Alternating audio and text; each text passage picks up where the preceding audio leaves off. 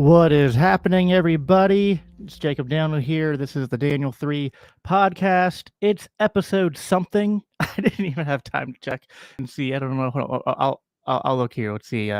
Your channel. We are on episode 80. We're on episode 80. Nice. Big 80. It has been crazy. I have been, I haven't been purposely taking a break from podcasting. It just, for like the last 2 weeks, I was busy with baby stuff because my wife had a baby back on May 20th, and then no Ben, I'm not going to sleep. Okay, you were not my ruler.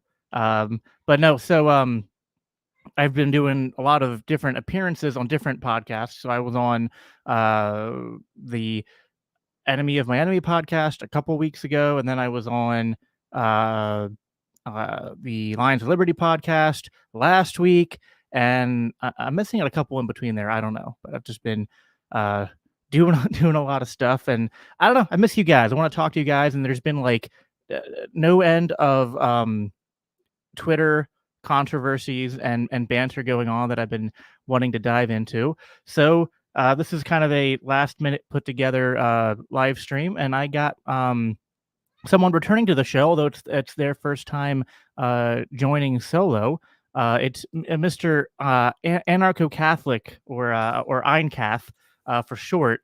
I appreciate the desire to remain anonymous, but you should just do what I did, which is just make it so no one even knows what your name is, and that way it's even more effective, because once someone doxes you, it's all over. But with me, it's just like, I don't know, his name Jacob, Daniel, or which one Joshua? Is it? What is I felt so bad when you were in our chat last night. Oscar Timon was doing a stream, and I just instinctually I started calling you Daniel, like I've been doing like since the very beginning, and I felt guilty about it at some point. But just everyone sort of got confused what your actual name is.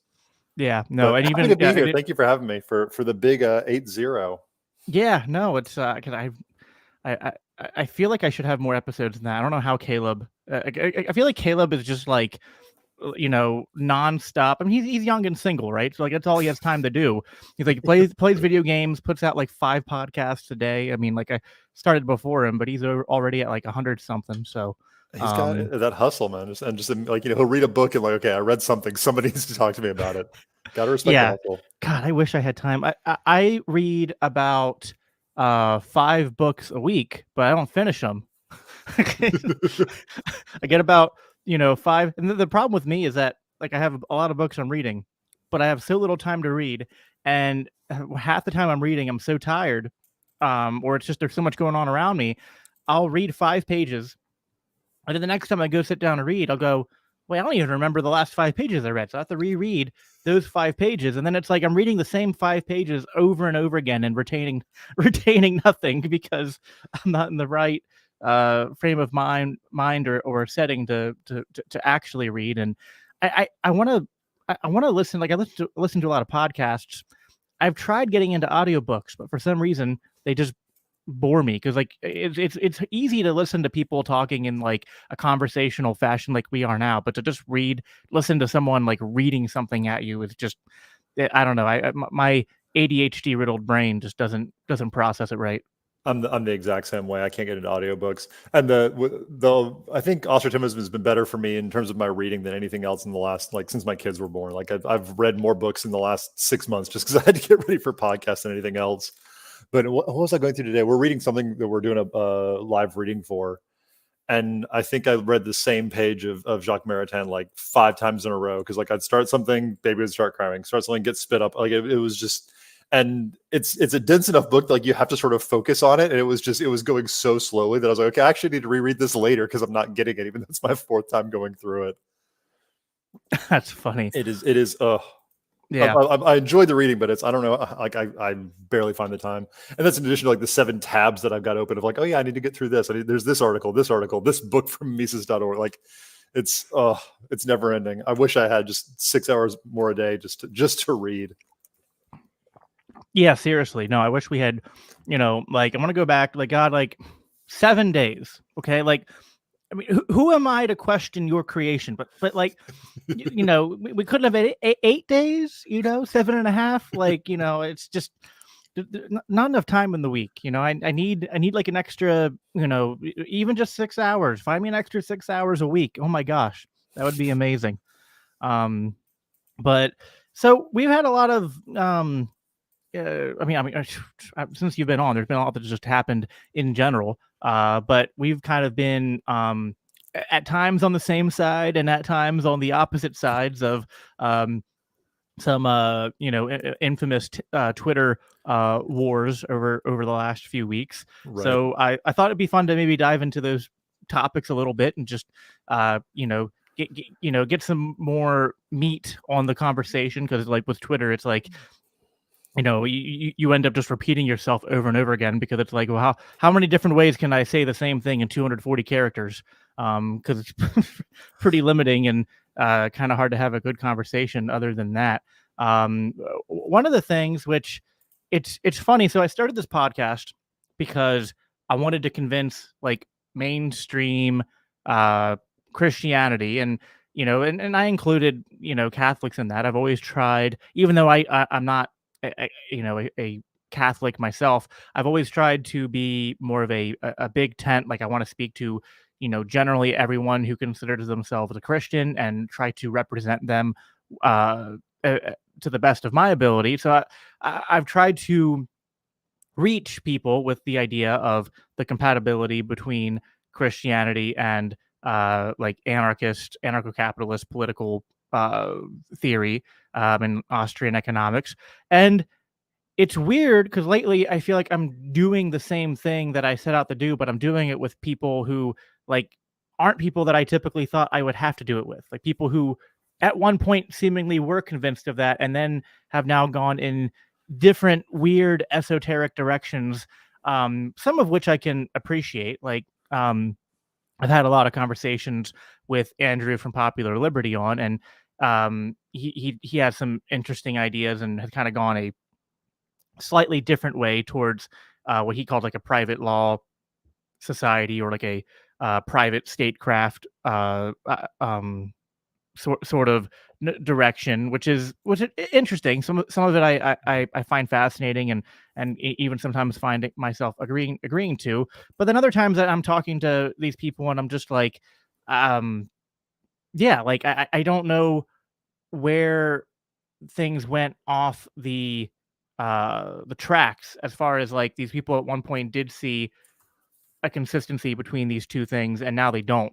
So I mean, what's your observation, as far as just in general the compatibility between Christianity and anarchist political theory, and then we can kind of go more into the different critiques that people from various factions seem to have with that. Sure, and I have to sort of echo the same sentiment as I've sort of hopped into the space and been like, okay, yeah, I've read some Rothbard, read some Hoppe, read some von Mises, and want to sort of dig into this more and try and get that message out there from a more Christian or Catholic perspective. And then finding all these people who have read more than me in those same spheres and have been doing this longer and who have sort of had their post-libertarian moment, I think, as Andrew would probably say. And it's been interesting for me to watch, because I think I'm still sort of lagging behind them as well in terms of saying like, okay, like there's something to what I originally thought. It's interesting. I know one of the big things that has been part of the debate recently has been this sort of semantic argument about what is anarchism and what is anarchy and what isn't. And right. Being a very clear, and I'm happy to be a stickler for the definition. But if you're and in that perspective, it's like, okay, yes, there's things about what I believe that it's certainly not anarchy in that pure original, translated from the Greek sense.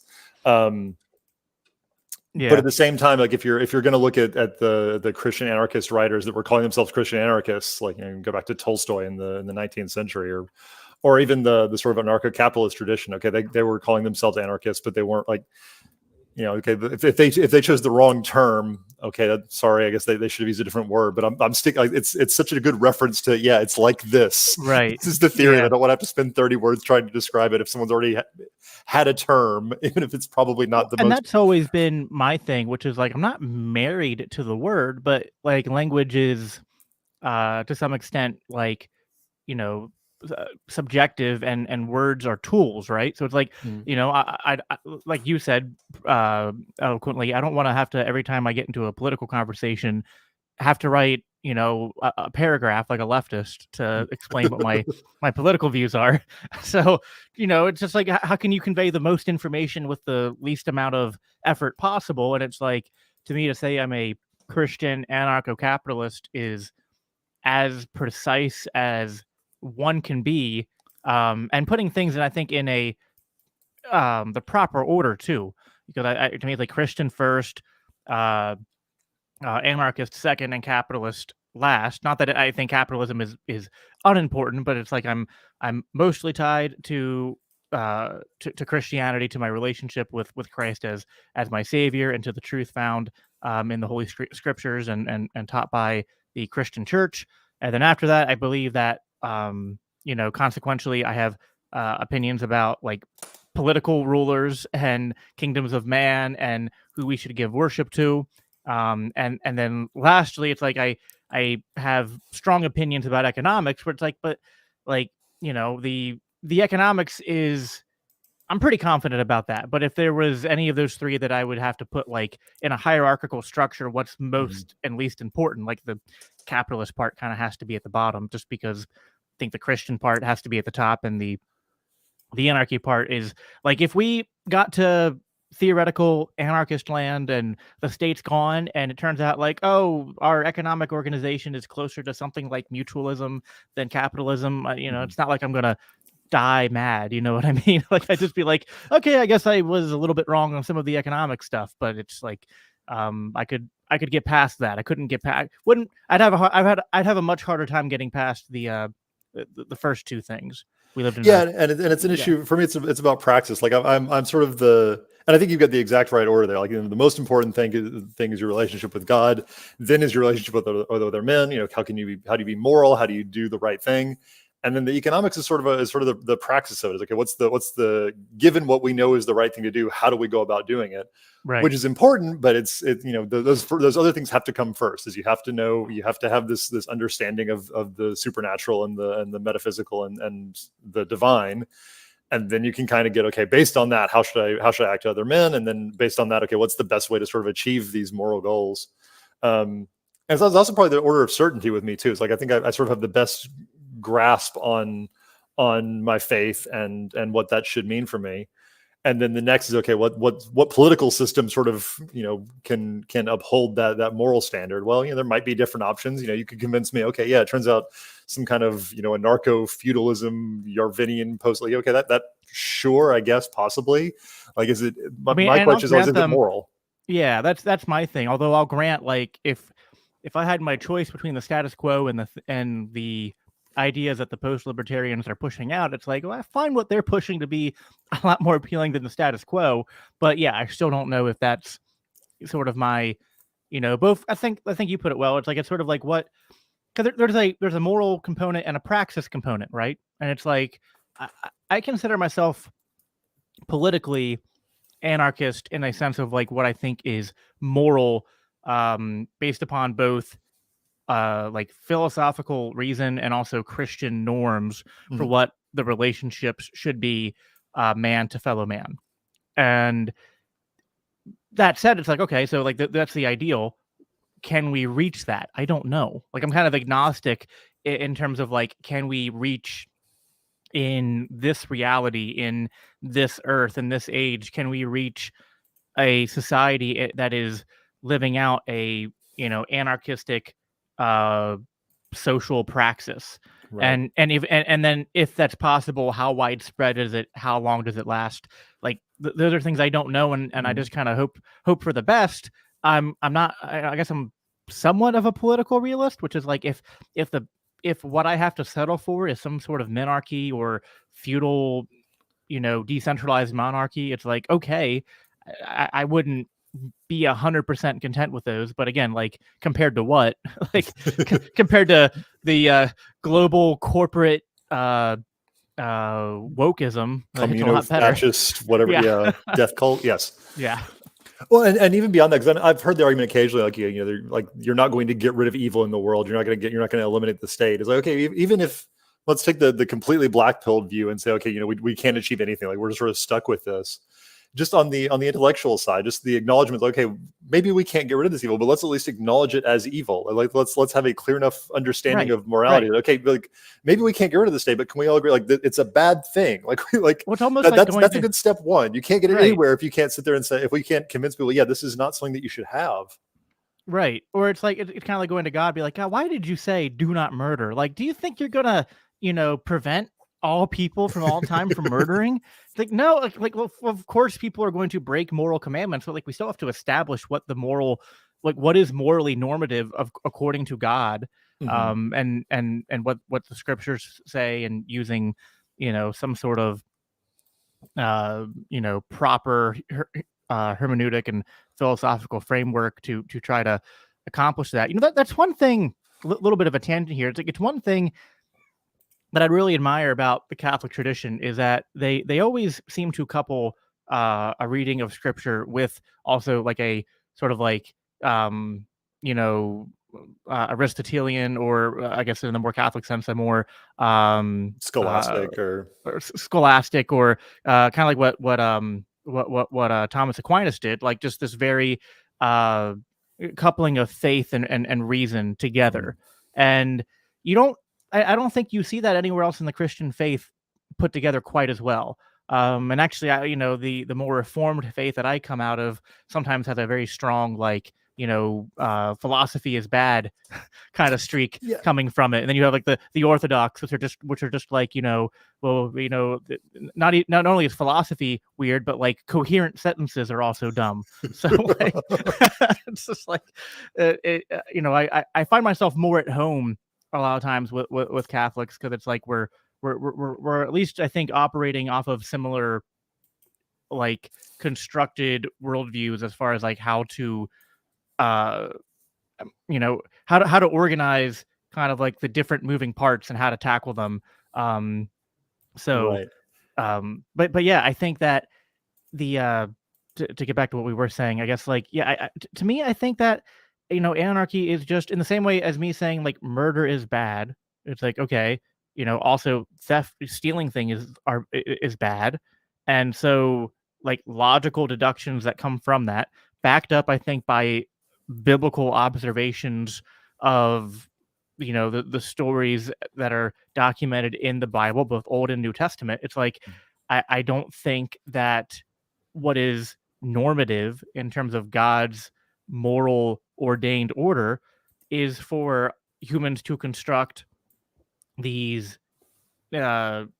giant apparatuses that we refer to as states or monopolistic governments or whatever, in which people have special rights that, like, like for me and you, murder is bad. For these people, for Hillary Clinton, it's just like a running joke. How many people has she suicided? It's just like, or even in a more pure conception, if you have a democracy, it's like, well, murder is okay if 51% of the population says it's okay, kind of thing. Like even in that ideal, like how does that make sense? Like, why does, even if your system is majoritarianism and it actually works, why is that okay? And that's the thing that because I'm talking to a lot of these people and find them brilliant in a lot of cases, but I still haven't seen that explanation. So, okay, yeah, maybe there can be some kind of okay system of government, but why is this one okay? Like all the ones that we see seem to be pretty terrible. Can you give a moral justification for any of them? And I can't find that anywhere. If people have sort of gone into detail about, why a very artificial and constructed state apparatus can still be moral without it being voluntary or consensual in some way. If people have sort of gone through that analysis, I haven't found it anywhere. Right. And I guess where the word anarchy might trigger some people, and I get it, like if we're talking about maybe like the first use of that word and the first people who to call themselves that, they were definitely advocating for things and living in ways that were, antithetical to Christian values. And I have no problem admitting that. But it's sort of like, I think the etymology of a word is interesting and not unimportant, but it's not, to me, it's not like, okay, so a term developed out of this, therefore it must mean its original use for all time. Like language can be something that develops over time. And I think people like Murray Rothbard, people like Hoppe, took terms like anarchy and said, okay, well, if your system doesn't work in it's not only that the left anarchy doesn't work in practice, it doesn't even work in theory. It's just like it's almost just like angry reeing about hierarchy and property is theft, rent is theft, and it's like, okay, well, that's just like incoherent babble. But if we cut out, like, they're like, the root of what you're getting at is okay, let's take out the incoherent babble and let's add in, like, a understanding of the natural order and of hierarchy back into it. Then it's like, okay, well, now you have like an anarchy that's actually both logically consistent on paper and that we can see even coincides with the natural order that I think is both self-evident and I think that is described in the Bible. And I guess it's just like, for some people, I guess maybe they think that's like, I think some people view that as mental gymnastics, and it's like, okay, well, fair enough. Like, it's not the cleanest thing, but it's if I tell someone that, look, some people have said, like, well, just tell people you're a Christian or just tell people that you're a libertarian. It's like, it's just not precise enough. It's like, I want to use the most precise term. I don't like states. I don't like, the initiation of force against peaceful people. It's like, I don't like, and in the other sense, it's like, these people who criticize this are often right wingers, and it's like, why are you ceding ground to the left? Don't let them take these terms. I mean, we have to draw a line somewhere. They've taken words already that I think, like, the word liberal is completely like, it's gone. It's gone. Like, I love the original Misesian classical liberal idea and definition of that, but they've completely beat that dead horse into the pavement. Like, there's just a blood stain in the pavement now. You don't even know what was there. That's how much they beat it to death. If we don't draw lines around some words and say, no, we are going to define these words and not cede that ground to the left, like, well, that's just admitting defeat. I mean, and they aren't going to stop at these terms. They'll keep coming. I mean, the term Christian is under attack in many ways, in my opinion. So it's like it's failed, and it's losing in the same kind of way. Right. A little bit of pushback in a couple places. I mean, I think anarchy is originally a left word. Like you said, the original anarchists did not believe in hierarchy or rules or rulers, and it has a sort of left distinction. It's something that I think the early Austrians sort of. They did the opposite of what the left always did. They took that from the left and says, no, we're going to make this a right wing term rather effectively. Like, and it's we can have that battle back and forth. But yeah, like we've been saying, like it's an easy and very precise way to sort of express something. By the textbook letter definition of anarchy, would I say I'm an anarchist? No. Like, I do believe in a ruler, but certainly believe in rules of a certain kind. I believe in a number of hierarchical But hierarchical structures. Right. But if anarchy means no hierarchy and no authority and no rules, it's like, well, again, that's just not even coherent. It's incoherent. And it's interesting reading some of the left anarchists. I went through anarchist handbooks shortly after you read Proudhon. I mean, it's just like, oh yeah, it's some of the most autists. Like, and to their credit, like they are very consistent in their completely insane, inconsistent views. But they attack everything. Like, the family doesn't exist anymore. Like, women sort of look after children. I think this is Proudhon. They're like, women will sort of look after children until they can look at it themselves. But the idea of marriage or couples or fathers just sort of goes away. And so I mean, like, and they're consistent in that view.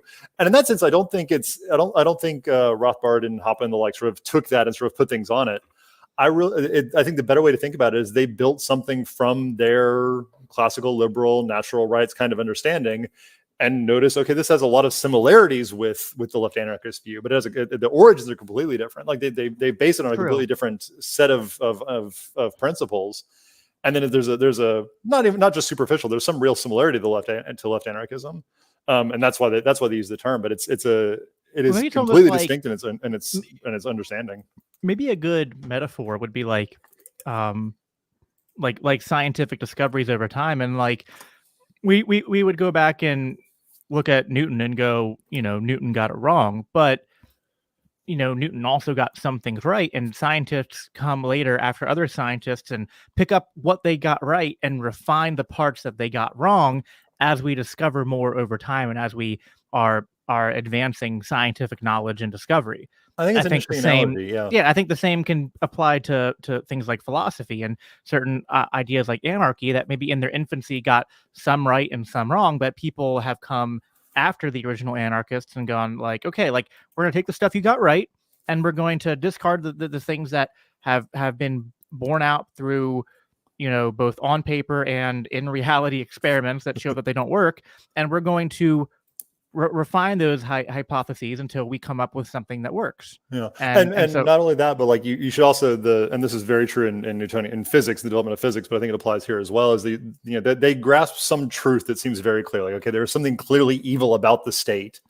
So right. if you're developing your theory, you should also conclude at some point, if you're being consistent and you've got a valid theory, at some point the state should come out as being evil.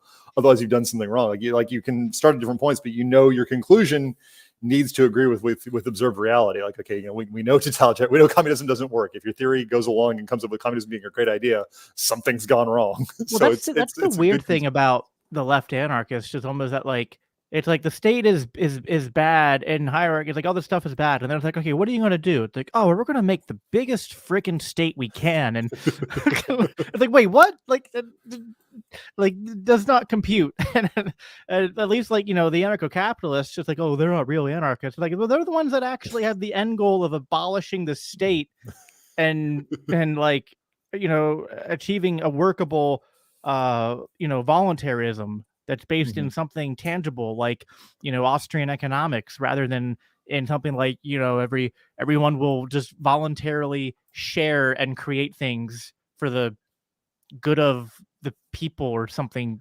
stupid like that. Like, right. Just, and then if we force them to do it long enough, they'll start doing it spontaneously. That's like the socialist man idea. It never really made a whole lot of sense to me.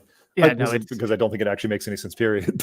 No, it doesn't. So, but yeah, so I think if we can, push away the notion that anarchy has to be anti-hierarchy, anti-authority, anti-rules, and if it just means, the more, I think, the more Rothbardian idea of anarchy, then I don't see how someone can say it's incompatible with Christianity. Some of the criticisms I've heard are, coming from people who are, either Catholic or Orthodox, and they're, I mean, there's a few different criticisms. One of them is sort of the, well, anarchy and libertarianism, broadly speaking, is just unnecessary because you should just tell people to be Christian and that covers everything. And it's like, well, I mean, that sounds good on paper, except that empirically there are a lot of Christians who are statists and who don't understand economics. So clearly Christians are getting this wrong. So, we need some sort of pushback there. But I guess the other criticism is sort of like that. One, I think it's like they confuse horizontal and vertical relationships. And they're just like, well, no, God rules everything, and you don't even own yourself. God owns you. And so, anarchy and anarcho-capitalism and all that, like it's founded on unchristian premises because you don't own yourself, and to say that you do is to be in like rebellion against God or claiming that you are God. What do you make of that? Like my reaction is almost like that's just kind of like a semantical word game, but I also don't know if that's something that maybe there's a different Catholic perspective on that I'm not aware of. To some degree, I think there's some semantics going on, but I think there is a distinction, because I think there's a lot of very strictly speaking libertarian arguments that according to libertarian philosophy or anarcho-capitalist philosophy are very consistent, that are very unchristian. I think the sort of the realization that I've had just in the last couple of days, just sort of hearing this talk, is that calling yourself a Christian anarchist, I would say, doesn't make you an anarchist, because even if we're taking this the actual definition of the word, if anarchy is no rulers, no rules, no hierarchy, I would say a Christian anarchist, it's not just an anarchist who is Christian. There are no rules or rulers except God and his law. and that fixes a lot of those issues. Like if with that sort of caveat, I think a lot of things sort of fall into place. And as I would say, as a Catholic anarchist, to sort of be a further refinement of that, it'd be okay. No rules or rulers except God and his law and his church, and Sure, the I would agree authority with that. that's been given to them.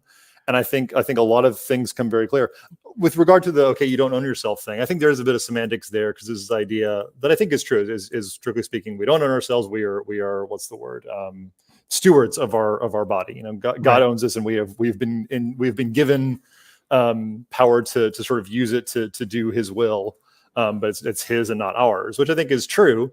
I agree, but I mean, I think it's like a functional ownership insofar as like yes, God owns everything in a metaphysical, sovereign, sense as the creator, as like the being that makes reality continue being reality. You know what I mean? Like, but like in terms of like when we're analyzing interactions between men and other men, it's like, well, ownership, I think simply defined as just like the exclusive right to use something.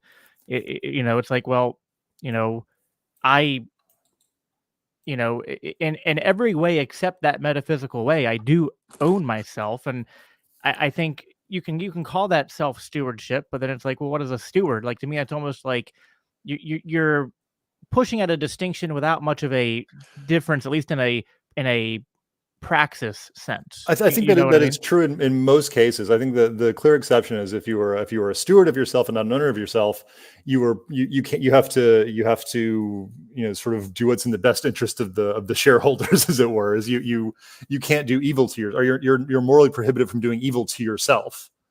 Sure. Just as a matter of morals.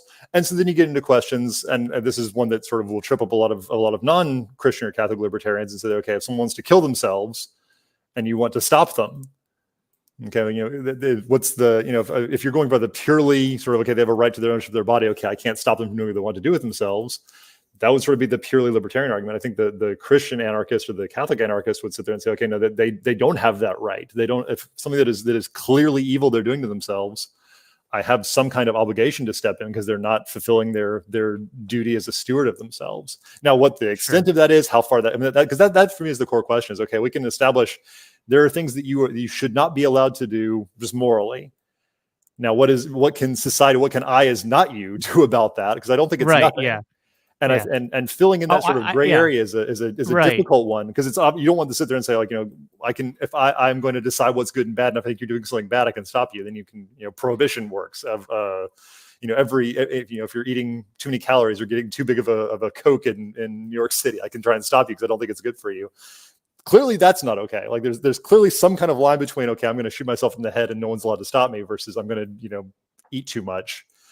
But where that line is, or how that gradient moves, that's something I'm really trying to figure out right now. That's where my big interest is, because I think there's a distinction in that sort of gray area there, but I don't know quite how to define it. Right. So we have on one end people who would say, maybe like the pure ideological libertarian would say, if someone wants to do harm to themselves, that you have no right to stop them. On the other hand, and you might have Christians who go like, well, not only do they not have a right to do that, but we should construct a state and pass laws and have whatever it takes to stop people from doing this.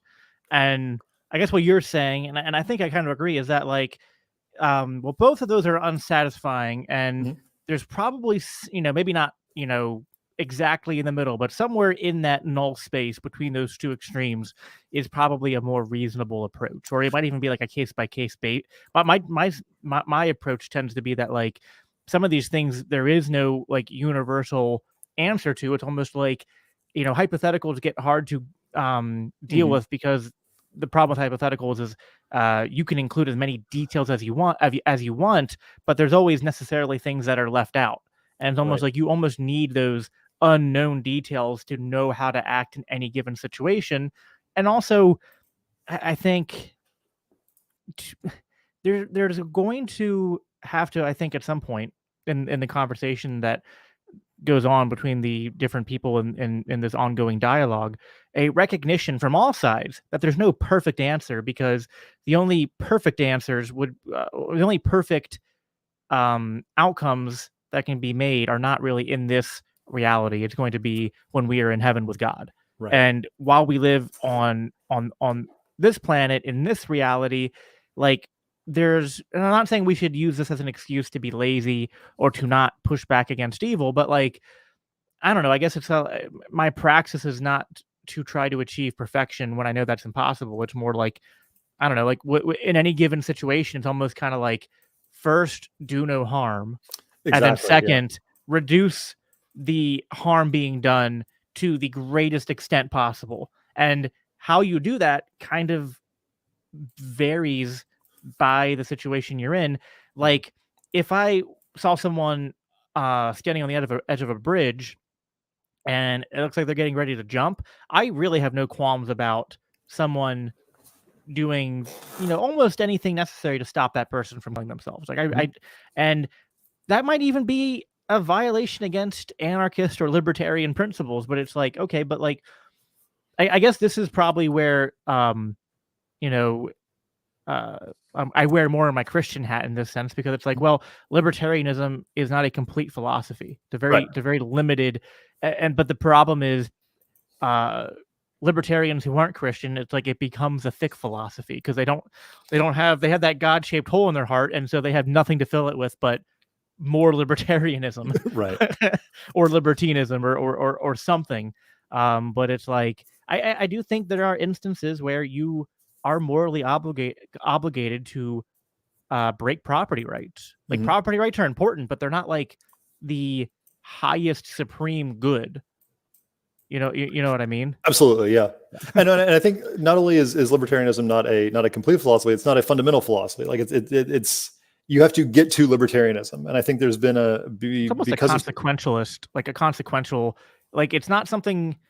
I don't know if that makes sense. It's something you conclude based upon several observations. Yes, But it's not like something that is just self-evident or the NAP is not foundational. self-evidently true. It's only but I think they're sort of based on sort of the modern world we live in and how it was developed. They sort of started in the middle a little bit, and so they miss some things. Again, you have libertarian principles that you sit there and say, yeah, I would not hold to this principle.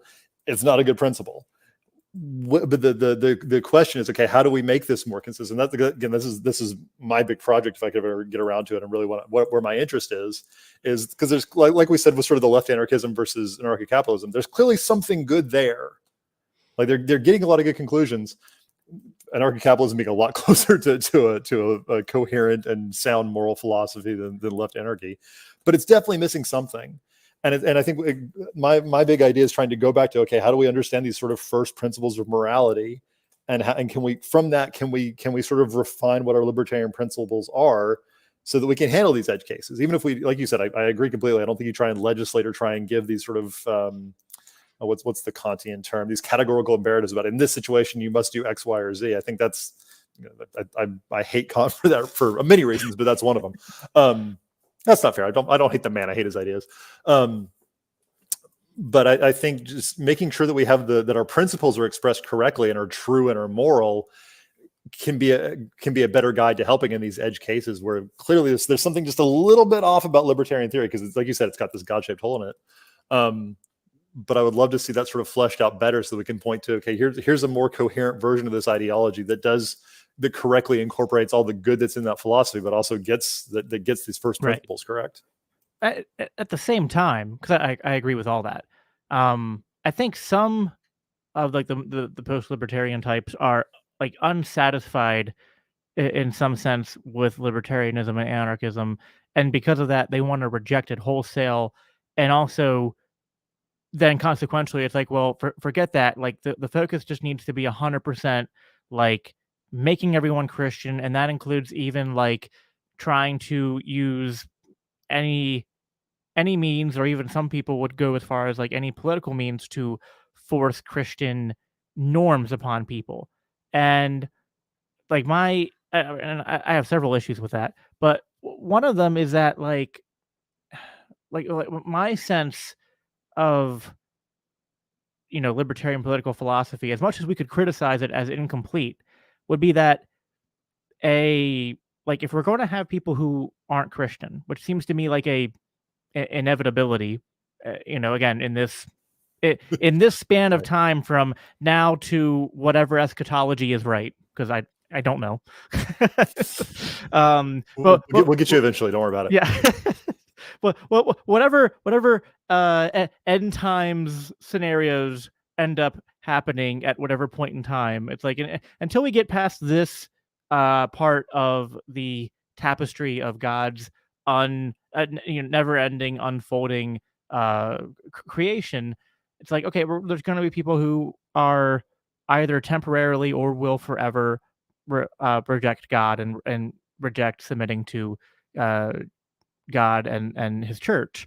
So, okay, one of the things we're told to do as Christians, both by Jesus himself and repeatedly in both the Old and the New Testament, is that insofar as it depends on us, we are supposed to live at peace with all people. It's like, all right, well, how do I best promote living at peace with both my Christian neighbors and my non-Christian neighbors, and even the people who I would view as my enemies in some sense? It's like, well, how do I foster the most peace? And I don't think we're supposed to be like Islam. I don't think we're supposed to try to use the sword to bring peace, which is, some people go, oh, it's a religion of peace. It's like, yeah, well, the peace is kind of a euphemism in that yeah, the in that description.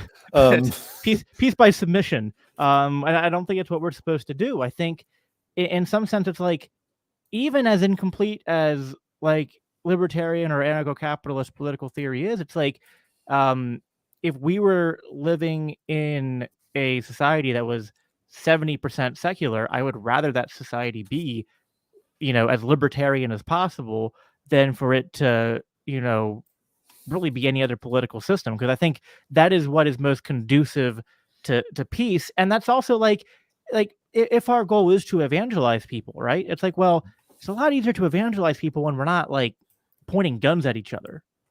So it's like, I get it. Like, it's not perfect, it's incomplete, and I agree with there's a God-shaped hole in the middle of the libertarian philosophy. But it's like, in this imperfect world, it is the best tool we have as far as just like a strict political philosophy for promoting peace.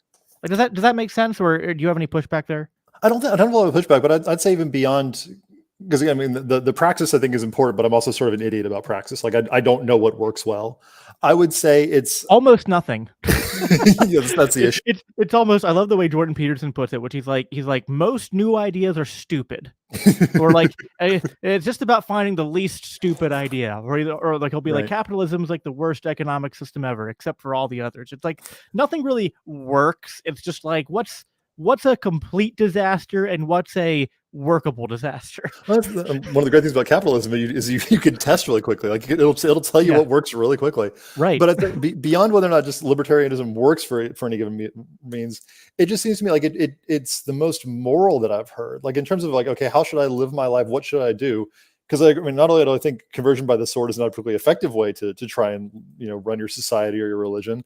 I don't think it works particularly well, but also it's evil. Like, I mean, conversion is something that happens in the heart and is the work of the Holy Spirit. It's not something that I'm supposed, like, I can give witness, I can persuade, I can badger to some extent, but it's ultimately between you and God what you're going to believe. And me trying to suppress your will in that way is I find completely immoral. So to me, it's much more important. Okay, like we were saying earlier, first do no harm. Like, if I want to live a moral life, I think libertarianism gets me a lot closer to all these other ideas I hear. Is, okay, you've got an idea that, okay, this might work really well, but would it require me to do evil, and why should I be okay with that? Like, if your political philosophy asks me to do evil to achieve its ends, I think the metaphor that you see a lot with sort of the ring of power from Tolkien, I think that's a very good one. Like, we're not supposed to wield that ring, but we might have an idea. Okay, if we were the ones in control of the state, we could do all these great things.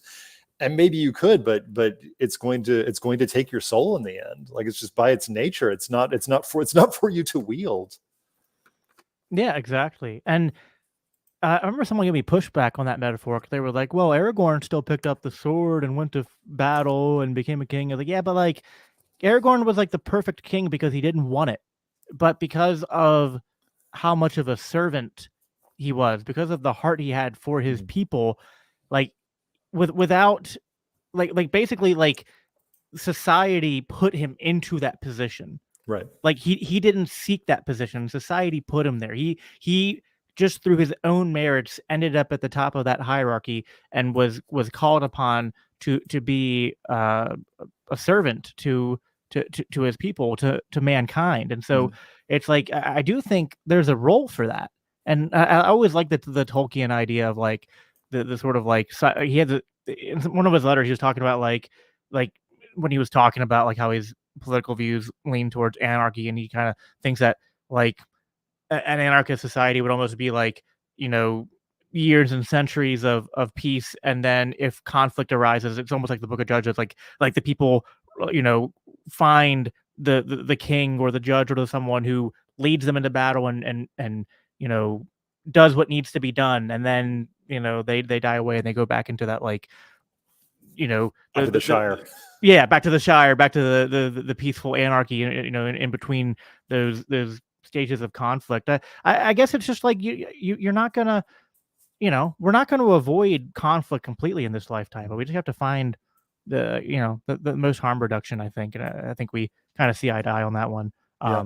So And on a similar, like, I don't know, but I'm certainly not a pacifist by any stretch of the imagination. no, Like no. there's a place for conflict, and sometimes it is necessary to, you know, we can him and Hob about the Yeah, I definition think of we can violence, read. but like there's a place wield, to yeah. pick up the sword.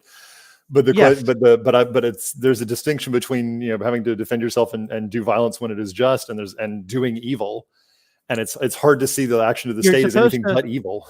Yeah. You need to be Aragorn and not Boromir, like because and you know, Right. and I forget who said it. Someone was like, everyone grows up thinking that they are Aragorn only to discover as they mature that they're actually a Boromir, which is such a That's beautiful. such a beautiful deep state. That story is so like I need to go reread and rewatch all that stuff, but I'm waiting. Like there's such a urge when you have kids that like you want to show them all this stuff, but you're like you also want to wait till they're old enough to really appreciate it. So I'm like waiting to kind of like go through because I want to do it with like as fresh of a set of an eyes I can to make the experience that much better. So but yeah, there's so much to those stories. So I'll say this: my mother was a huge Tolkien fan. She probably read the whole trilogy and The Hobbit every other year for like most of her life, and started. And so I'm some of my earliest memories. I was probably the age of some of your oldest kids, was her just like, yeah, we're going to read The Hobbit, and then we're just going to jump right into Fellowship of the Ring. And I had no idea what was going on. But I think your kids are plenty old to go ahead and just jump into those, because there's so much beauty in those that is worthwhile and is worth really having them experience. So I'm all in favor of go ahead and start them young, start them on Tolkien. They'll go Catholic. It'll be great. There's so many differences between Protestants and Catholics. One of the things I've noticed, and like I appreciate, is that Catholics don't treat kids like they're stupid, whereas Protestants do. And like that is like my default mindset almost, because that's what I was raised in. But like, but at the same time, I've noticed that my kids aren't really stupid. And like sometimes, like I'll think I have to explain things in like the most dumbed down way possible to them, and then but then like my wife doesn't do that, and she's like a stay-at-home mom and homeschooling them and all that. And like so we just recently for homeschooling had to do our state makes us do like yearly evaluations. So we had to get an evaluator to come and like check and make sure that like, you know, we're up to the state's standards as far as like, you know, and the evaluator was just like blown away with our oldest. She was just like, I don't like, he's like, he's like, he's not even like, he's at like a third grade level, and he's like in first grade. And like and like my son like just would not stop talking about like all the things that he learned and was excited to learn and wanted to keep learning. And like, for example, he was talking about how we went to a museum, and he's really into dinosaurs. We went to a local museum that had like a dinosaur exhibit, and there were some dinosaurs there that the person that was like kind of like showing people around named incorrectly, and my son knew the name of the dinosaur just looking at the fossil and going, and it was like, no, that's I don't even know, like that's a Parasaurolophus, and it's like, no, and, oh yeah, you're right. And I'm just like, my son's 7. Like, why does he know more than the guide? right. But it's like, so, and I've started to realize, like, if kids are that capable of that kind of potential with something like dinosaurs, like, there's no reason why, like, I kind of hate, I'm coming to hate the Protestant idea, like Sunday school and keeping kids out of the service and stuff. It's just like, is that really, like, has that been good for them? Because I feel like they just get taught a dumbed, such a watered down version of the gospel through Mhm. that process, that it's just like there's no meat or compellingness or sophistication to it. And then we wonder why there's so many people falling out of the faith. It's because, like, it's been diluted to the point of like nothing. No, so man is first and foremost an intellectual creature. Is our highest power is our intellect, and we crave to know. Like our end is to know, and so I think it's such a boon, especially at those ages, like you said, when you're homeschooling. There's just they soak up information like a sponge. And I think it's sort of insane that we say, okay, well, here's the, here's your multiplication table or your math or whatever. Here's your, but the things that really matter, understanding your religion, understanding your faith, understanding your relationship with God. We'll give you sort of the Saturday morning cartoon version of that, because we're not really ready to. You're not ready for that yet. I think it does them a huge disservice, and I think it's not only do they are they ready for more. I think they sort of get a sense of, okay, we're not really quite getting that, there's holes in this that we sort of pick up on, at least subconsciously. Right. And it sort of turns them off again, like, well, there's something more to this, but it's never really, they never get it in their formation. I think unfortunately it's an issue with, at least in the United States, a lot of Catholic formation is there's such value to asking people to come up to a higher level. Just that they're like, okay, this is going to be, because for a young child it can be difficult, but if you sort of push them to reach that level, they can achieve so much, and they are so much happier for it. And I think it's the tyranny of low expectations, right? It's like when you tell people they're doomed to fail from the start, like that's kind of what they're going to do. But I can't imagine a worse thing to tell a child than, like, this is going to be too hard for you. Like, yeah. One, they hate that, as they should. And two, it sets up such a bad loop in their minds. Well, it's like I remember arguing with an atheist years ago, before my kids were old enough to really, like, talk yet. Like, my son was like maybe 1.5, and they were like, well, you're not going to, read the whole Bible to them. Like, you're not going to read the story of Abraham going to sacrifice Isaac or anything. Like, that's how could you read that to a kid? And I was just like, I don't know. Like, I remember learning that as a kid, and it wasn't, it wasn't that hard for me.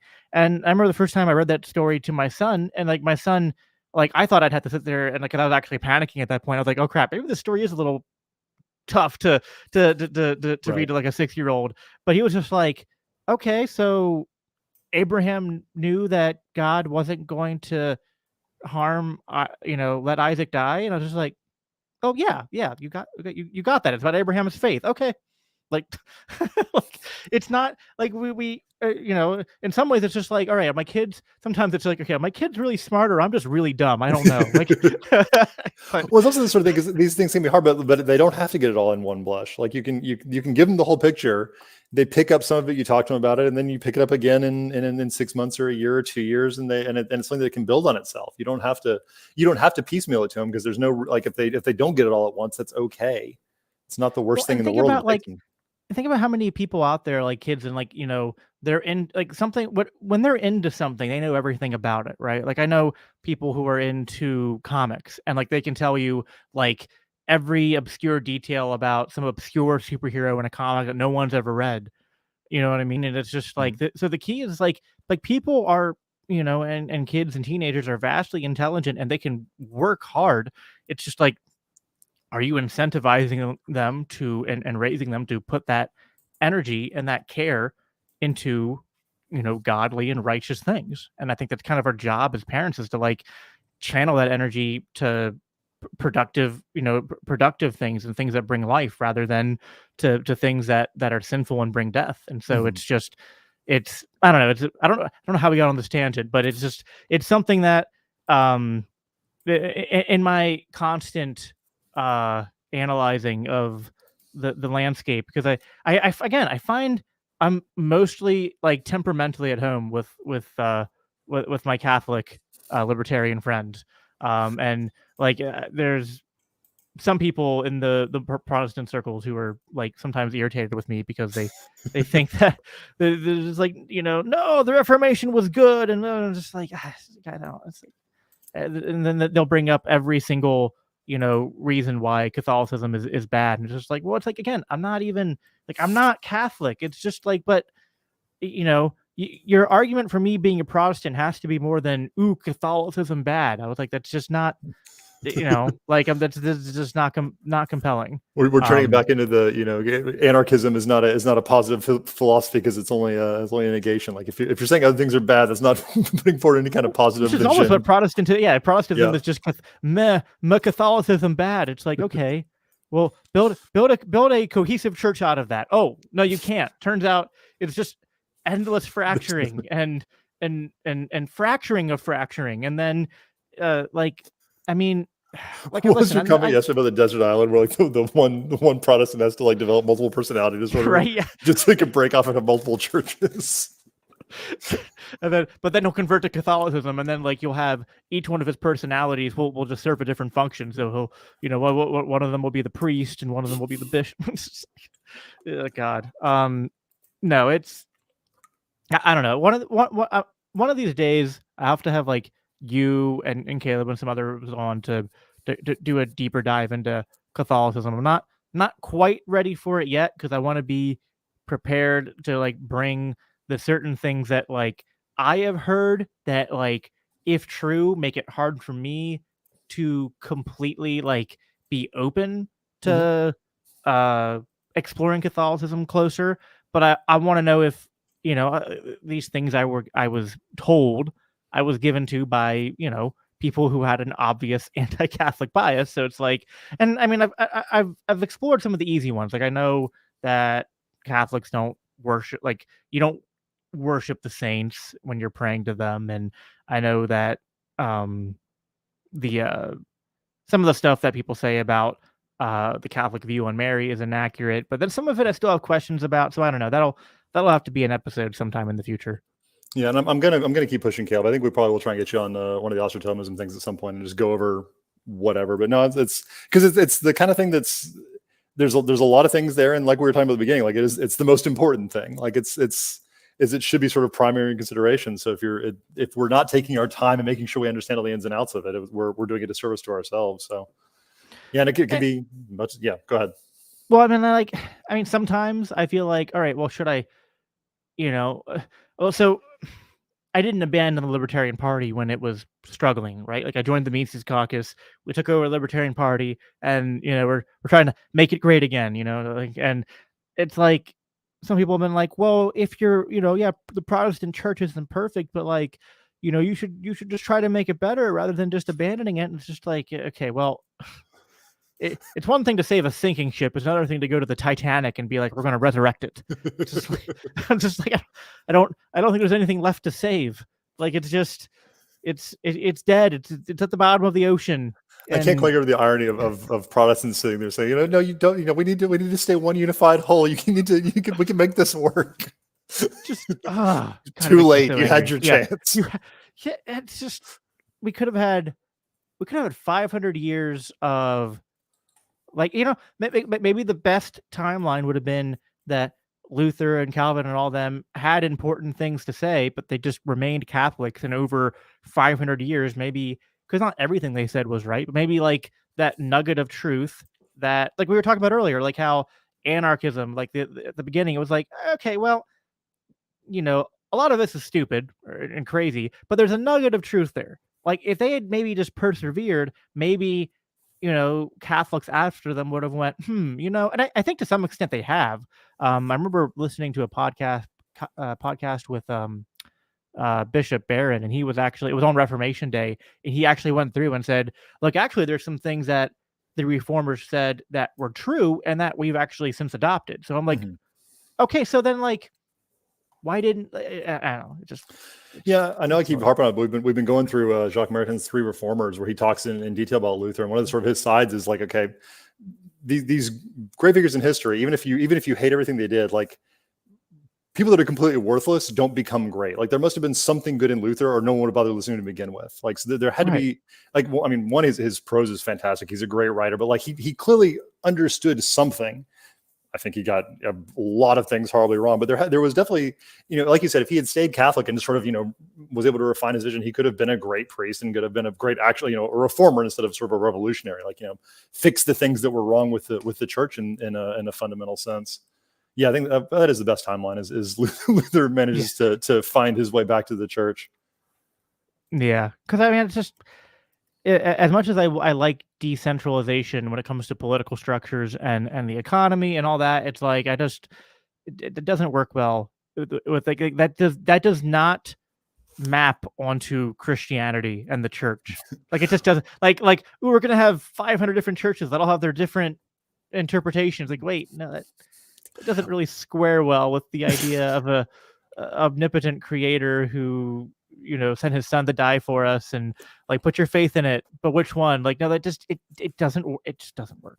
Yeah, I can no longer do the mental gymnastics to try to make that work. It just doesn't.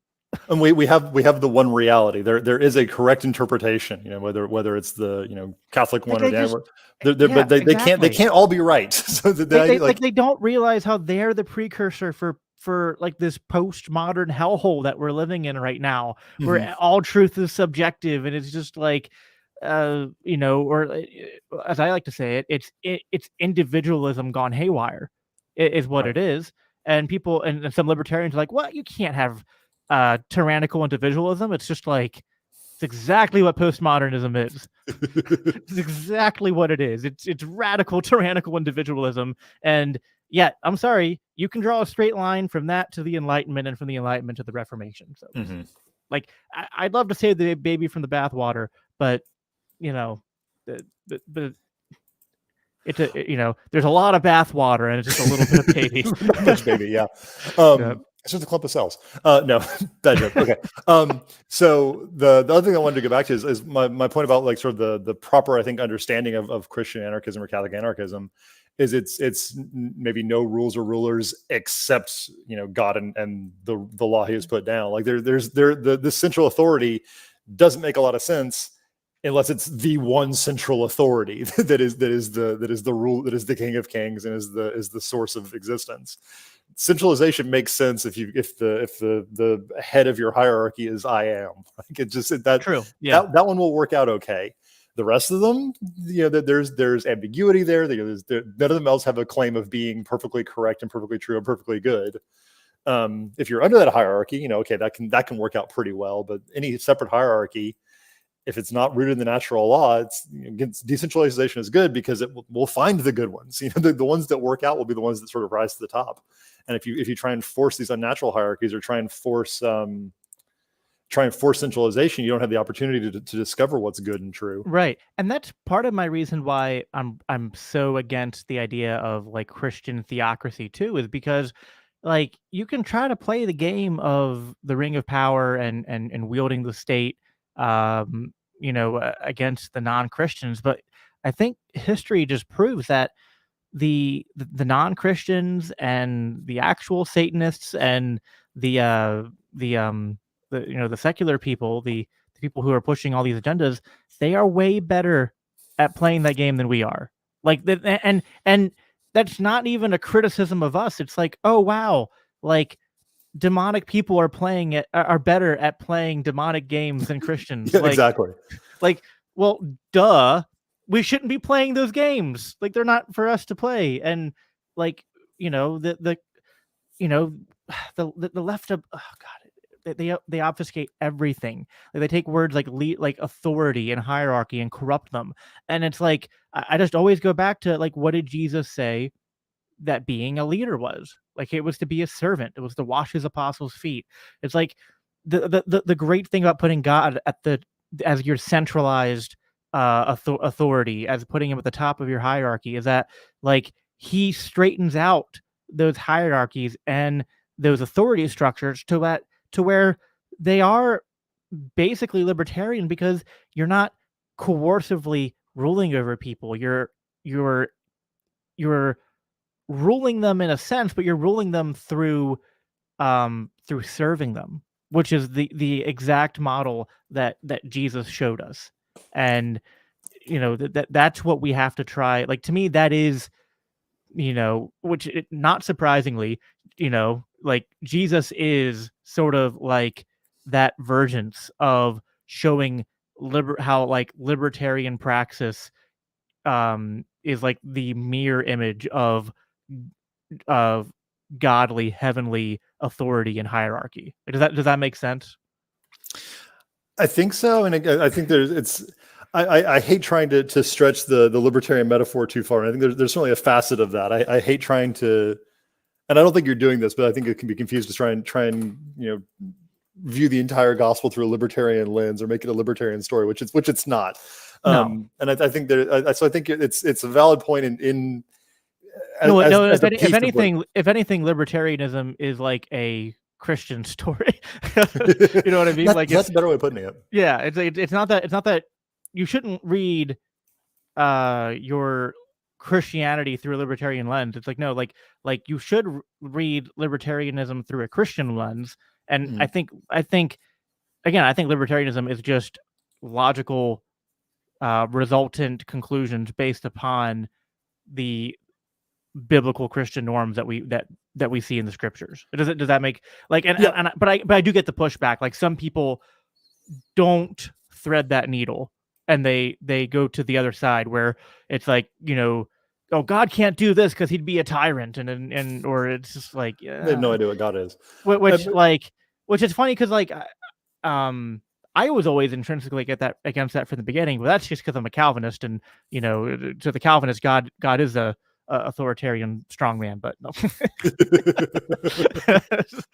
but yeah, no. Well, we're a little bit over an hour here, but yeah, no, I think this was a good conversation. I think we covered some good topics. Do you have any closing thoughts or bows you want to tie up? Loose ends you want to tie up before we call it a night? Yeah, I'm trying to. Is anything I can say concisely? Because it's probably been a good stopping point. There's a couple more threads I could probably pull on. We could go out for a little while longer. I do love your idea of sort of understanding the idea of the leader servant. Is that and that's the way that you can have these sort of natural hierarchies come into being. Is you don't have authoritarian strongmen. Like that isn't God-given authority. The God-given authority is the father. The actual father of the family, but the one that is willing to die for the people that are under his care. That you actually you love your children more than you love yourself. That's the kind of person that can be an actual leader, right? Not the person. The state makes you die for them, but true leaders die for you. Like that is sort of like, partly what the gospel message. I mean, the gospel tells us so many things, but like one of those truths is that like true leadership is not, because I mean that's what God tells him in 1 Samuel 8. He's like, this, you want a king. This earthly king is going to make you fight in his wars and die in his wars and serve him. But Jesus is a king that comes down and serves us. And it's like that's such a foreign idea, right? Like I think it's foreign in politics. Well, I guess I think that's why and analogy isn't the right word. I mean, analogy is sort of the right word, but in the backward sense, the idea of God the Father is a very poignant one, because yes, he's King of Kings, but all like Jesus is the King of Kings, but also there's this familiar relationship. It's a very common idea if you talk about a family, like the parents are willing to die for their children. That is the norm, and as it should be, and that should be the model. Yeah. And I think, like we were talking about earlier, with ownership of your body being actual self-stewardship, that's the right way to think of leadership as well. Is the people under your care, you are their steward. The highest good that you can pursue is not what they can do for you, but what you can do for them. And so the ways that you can, say make them do things have to be for their good and not for yours, or it's not your authority isn't valid. Yeah, I do think the most like one quick thing here at the end, like. The abortion topic has certainly made me notice like the most glaring hole, other than like the God-shaped hole, just broadly speaking, in libertarianism, like one glaring hole that it has that like I hope Christians can help to push to refine the libertarian philosophy to integrate this idea into, because it would make it more complete and more compatible with Christianity is that, you know, ownership or stewardship, whatever you want to talk about it, like ownership gives you the exclusive right to control something, and that, in a sense, that's almost power, right? But like, what's that idea that, like, you know, to me, I think is actually a Christian idea, but people more famously know it from Spider-Man, like, with great power comes great responsibility. Right, And right. like, but that's so true. Like, yes, you own, like if you want to say you own yourself or you steward yourself, whatever, like, yes, you do. You control your body, you control your property. And with that, It's the parable of the talents, right? yeah, exactly. It's like It's like if you were entrusted with this, you get to do what you want with it, but you have an obligation to do what you're supposed to with it. yeah, exactly. Like, and I think the the the needle that needs to be threaded there is that, like, positive rights are an anathema to libertarianism, but libertarianism cannot survive without positive obligations, which is, I think, distinct from rights. But to some libertarians, like, they can't see the distinction there. But I think it's like, well, I don't necessarily want to compel you to do the right thing, but if nobody does the right thing, this whole thing will not work. Like, you have to, you cannot have freedom without responsibility, and you cannot have freedom without you can't have ownership and stewardship without fulfilling the uh the implicit and explicit obligations that come with those things. Yeah, and ultimately, like all the things we talk about, how we want the political system to be. If the culture is as rotten as it is, none of it does a lot of good. Yeah, exactly. As you fundamentally, there needs to be. We've and you know, And I think Rothbard got that right. He said, like, yes, you know, like he's like you doesn't matter, like, I think the way he put it was like, uh it doesn't matter, the politics doesn't matter to a culture that's completely, like, degenerate and fallen and doesn't care about liberty. Like, Mhm. you could have, you know, anarchy and it wouldn't work. Flip side, you could have, if you had like a wholly virtuous people who were anti-authoritarian and their political structure was, like, there to be abused in an authoritarian way, well, it wouldn't matter because they wouldn't have the desire to use it. So, like, I think the political structure matters, but like the Mhm. heart of the people and the soul of the people matters. It does matter so much more. And the political structure, I think, has done a lot to corrupt the soul of the people in the Yeah, that's West and true. the left, and Yeah, so that it can certainly work the other way in a lot of ways. But so there's something to be said for, you know, can the political structure also reform it? But we get back to the that's same. the Okay, problem. how do Like, you it's do? like it can corrupt it, but I don't know if it's like, I think sometimes the post-libertarians, it's like, well, if it corrupted it, then we can use it to reform it. It's like, You can't use it the same way, like you yeah, said. it doesn't. I don't think it Neither works that way. creative play demonic games better than we are. So Right, exactly. Yep. Cool. All right. Well, we got to put a hard stop somewhere, or we'll be like 2 o'clock in the morning, and I got to go to work tomorrow. and you've got to get your 2 hours of sleep for the night. So Exactly, right. So, what again is your Twitter handle? And if you, I don't know if you want to plug that and plug sure, yeah. So the it's at Austria. AynCath, like Ayn Rand, AynCath. I'm writing hopefully regular. I keep saying it's gonna be more regular, and it never actually happens. AnarchoCatholic.substack.com. I'm contributing to Austrotomism. I think that's the URL now. It keeps we're trying to get the right URL, but it should be austrotomism.com. And I'm a fairly regular make regular appearances on the Austrotomism podcast, Yes, which is on YouTube and wherever else. and I'm there regularly in the comments trolling them because my new Tower Power Hour. Like, I've already been on that, and it's like, now it's not fun anymore. It's like, I need a new podcast to troll until I can get on. It's the So mountain climber thing. Like I feel like you're not going in the right order. Like you've done Everest, now you're going back to like we're like Kilimanjaro or something like that. But so I yeah, feel like maybe. we need to make it a lot more difficult for you, just so you have that ambition. So until you figure out where you're going next, we're gonna have to Well, just listen, sort like, of keep life, putting it. like life's not fun without like a challenge, and it's like, I climbed Mount Everest too soon. It's like I should have worked my way up, but it's like I just, like, now, like, I don't have anything to struggle against, and And to so be it's, fair, we're giving far too much credit to Tower Power. They're not Everest. They're like, I don't know. no, they're not. What's The- I'm trying to think of a moderately high hill. Like we're certainly a shorter hill, but like we're certainly we're not like, you know, we're not above like the death zone, right? You don't need Sherpas to get up to the top of any of these things. No, no. So, all right. Well, thanks everybody for watching. Thanks again, AynCath, for coming on, and yeah, um, we will be back sometime soon with some more content. But until next time, remember, don't fear the fire.